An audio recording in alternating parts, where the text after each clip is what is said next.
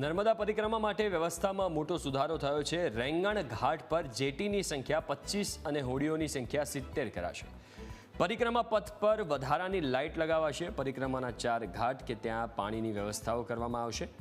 નાવડીઓ માટે એજન્સીએ ફરજિયાત 200 લીટર ડીઝલ સ્પેરમાં રાખવું પડશે। પાર્કિંગ વ્યવસ્થા સાથે પોલીસ બંદોબસ્ત પણ વધારવામાં આવશે। બીજેપીના 150 જેટલા સ્વયંસેવકો આ વ્યવસ્થામાં જોડાયેલા રહેશે। ઉત્તરવાહિની પંચકોશી પરિક્રમામાં ગત શનિવાર અને રવિવારના રોજ અચાનક 2 થી 3 લાખ ભક્તો પરિક્રમા માટે આવી ગયા હતા, જેને કારણે અવ્યવસ્થા સર્જાઈ હતી। ફરી એવી અવ્યવસ્થા ન સર્જાય તે માટે વ્યવસ્થામાં વધારો કરવાનો નિર્ણય લેવાયો છે। આજે મેં કીધું એ તમામ વ્યવસ્થાઓ જે હતી એના કરતા પણ લગભગ ડબલ વ્યવસ્થાઓમાં અમે વધારી રહ્યા છે। જે રીતના વાત કરી, અમે નાવડીઓની સંખ્યા વધારી રહ્યા છે, જેટીની સંખ્યા વધારી રહ્યા છે। જે ભંડારા હતા એ ભંડારામાં જમવા ખાવા પીવાની બધી એ વ્યવસ્થા કરી રહ્યા છે। જે રૂટ પર અમારા ભંડારા કાર્યરત નહોતા એ રૂટ પર પણ અમે 8 થી 10 ભંડારા ચાલુ કરી રહ્યા છે।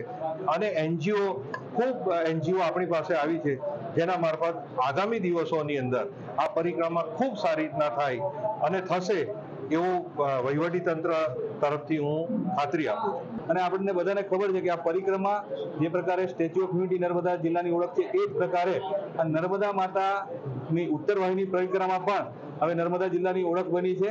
અને આ પરિक्रमा सफल થાય એવી આશા અને દરેક શ્રદ્ધાળુઓને મારી આપના માध्यम से विनती है। अगर किसी के पास गाड़ी में ड्राइवर है तो वो रामपुरा मंदिर पे गाड़ी में से भाविकों को ड्रॉप करके समरिया पाटिया का जो रोड है उस रोड से वापस जा सकता है। लेकिन जैसे पार्किंग फुल होती है उसी हिसाब से हम पीछे पीछे गाड़ियों को रोकना शुरू करते हैं।